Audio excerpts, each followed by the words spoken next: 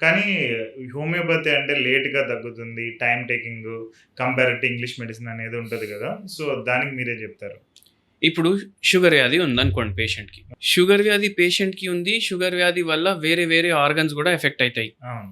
ఇప్పుడు మనం వేరే ట్రీట్మెంట్ ఏమైనా వాడాం అనుకోండి. ఓకే. ఎన్ని రోజులు వాడాలి పేషెంట్ మందులు? లైఫ్ టైమ్ వాడాలి. యెస్.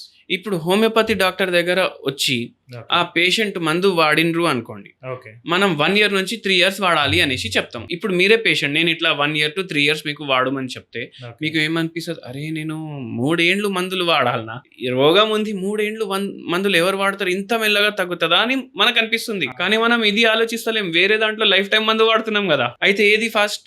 హోమియోపతినే ఫాస్ట్ గదా! Homeopathy first. ఇది ఎందుకు అంటే క్రానిక్ కేస్ కాబట్టి మీకు 3 మంత్సో, 6 మంత్సో, 1 ఇయరో, 2 ఇయర్సో వాడమని చెప్తున్నాం. ఓకే. అదే అక్యూట్ ప్రాబ్లమ్ ఉందనుకోండి. ఓకే. జలుబు ఉంది. ఓకే. మన దగ్గర 3 రోజుల్లో జలుబు తగ్గుతది. ఓకే. 3, 4 రోజుల్లో వైరల్ ఫీవర్‌లు తగ్గుతాయి.